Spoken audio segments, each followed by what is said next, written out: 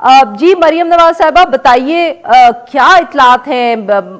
आपसे अगले दिन बात हुई थी मज़ाहिर अली नकवी साहब के इस्तीफे के हवाले से, तो आपने कहा था हम तो नवंबर में अक्टूबर नवंबर में एक्सपेक्ट कर रहे थे, ये देर से आया है। अब आप बताएं कि आज भी जो इस्तीफा आया है, क्या आप ये एक्सपेक्ट कर रही थी, और was this just a bigger surprise for you as it was for अस?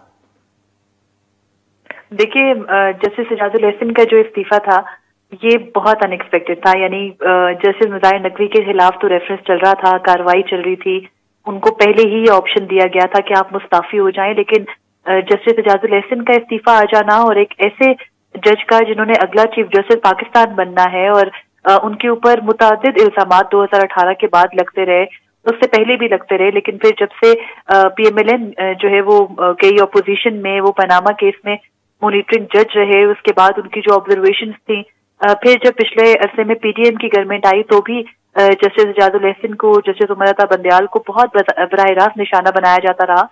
लेकिन तब वो अपने पोजीशन पर डटे रहे। ये भी इत्तला मिलती रही कि जस्टिस मुज़ाहिर नकवी ने जब इस्तीफे का पहले फैसला किया था तो जस्टिस इजाजुल एहसन ने ही उनको अपने ओहदे पर जो है वो विराजमान रहने और अपने खिलाफ रेफरेंसेस का सामना करने का मशवरा दिया था। लेकिन दो रोज पहले जस्टिस इजाजुल एहसन ने उनके हक में नोट भी लिखा, जस्टिस मुज़ाहिर नकवी को क्लीन चिट भी दी, लेकिन फिर आज खुद ही वो भी मुस्ताफी हो गए। और इसकी जो वजूहात बताई जा रही है वो यही है कि जस्टिस इजाजुल एहसन के खिलाफ भी रेफरेंसेस आने का एक इरादा जो है वो कर लिया गया था। ये भी कहा गया था कि उनके खिलाफ दरख्वास्त सुप्रीम कोर्ट में दायर की जाएगी, साथ ही उनके खिलाफ रेफरेंस सुप्रीम जुडिशल काउंसिल में दायर किया जाएगा, और उनको हटाने के लिए भी तमाम तर तैयारियां मुकम्मल थी। और ये तमाम वो इत्तलात थी जो पहले से थी। मैं आपकी बात यहाँ काट रही हूँ, ये अब कि सब उनको हटाने के लिए सब तैयारियां मुकम्मल थी, किसकी तैयारियां? देखिए, PMLN मुख्तलिफ मौकों के ऊपर ये कहती रही है कि उनकी पूरी जो जमात थी उसको डिसमेंटल करने में 2018 में अदलिया ने किरदार अदा किया था, और उस वक्त साबिक चीफ जस्टिस साकिब निसार, साबिक चीफ जस्टिस उमर अता बंदयाल और इजाजुल एहसन, ये वो तीन नाम है जिनको बहुत ज्यादा लिया जाता है इनका। और इंतखाबात के बाद अगर मुस्लिम लीग नून की हुकूमत आती है तो फिर यही बहस थी कि कैसे इजाजुल एहसन चीफ जस्टिस बन पाएंगे। तो अब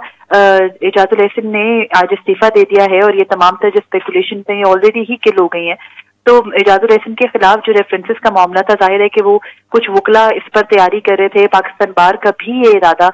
था, और वो मुख्तलिफ मौकों पर कहते रहे कि उन तमाम जजेस का कह रही हैं कि जहाँ मज़ाहिर अली नकवी साहब के खिलाफ फाइनेंशियल एलिगेशंस थी जो सुप्रीम जुडिशल काउंसिल में गई, इजाजुल एहसन साहब के खिलाफ जो 2017-18 के सियासी वाक़यात थे उनकी बेसिस पे कोई शिकायत जो थी वो सुप्रीम जुडिशल काउंसिल में जानी थी।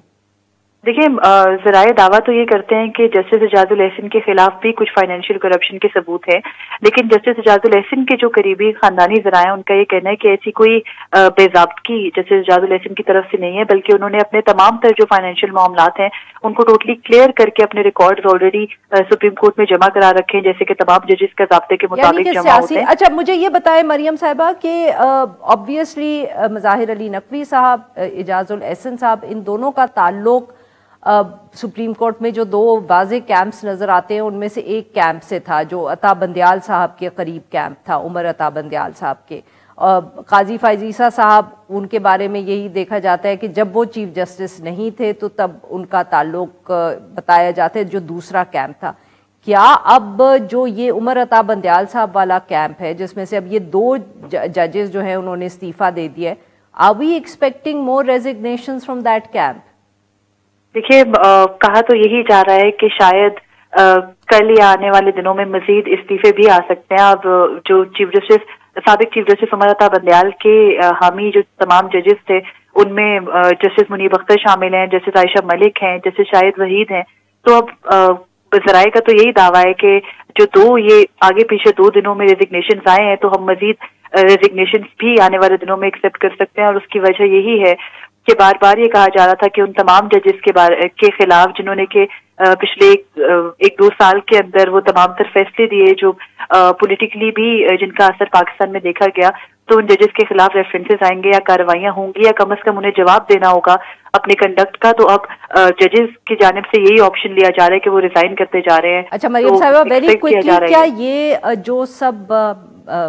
जिस कैंप का हम जिक्र कर रहे हैं सुप्रीम कोर्ट के जजेस का, کیا ملٹری کورٹس کا کیس بھی انہوں نے ہی سنا تھا یا دونوں طرف کے ججز جو تھے وہ اس اوریجنل جو کیس ملٹری کورٹس کا جدھر ان کو کالعدم قرار دیا تھا وہ بھی کیا سب ان ججز نے سنا تھا؟ ایسا انہی ججز نے وہ کیس سنا تھا، اور وہ ججمنٹ آپ نے اگر پڑھا ہو تو وہ گزشتہ روز آیا، اور وہ کافی سخت ججمنٹ ہے، اور اس ججمنٹ کے اوپر کے اندر جو کچھ لکھا گیا ہے وہ کچھ حلقوں میں پسند بھی نہیں کیا جا رہا. اور جسٹس منیب اختر نے وہ ججمنٹ لکھا ہے. جسٹس اعجاز الاحسن بینچ کی سربراہی کر رہے تھے، جسٹس مظاہر نقوی اس بینچ کا حصہ تھے، جسٹس عائشہ ملک اس بینچ میں شامل تھیں، اور جسٹس یحییٰ آفریدی. لیکن جسٹس یحییٰ آفریدی کے بارے میں جو یہ کہا جاتا ہے کہ شاید وہ دوسرے ایک کیمپ کا حصہ ہے، تو ایسا نہیں ہے، بلکہ جیسے یحییٰ آفریدی کو پریڈکٹ کرنا بہت مشکل ہوتا ہے. تو ان سارے ججز نے وہ ججمنٹ لکھا تھا، اور ظاہر ہے وہ اس کے کنسیکوینسز ہیں.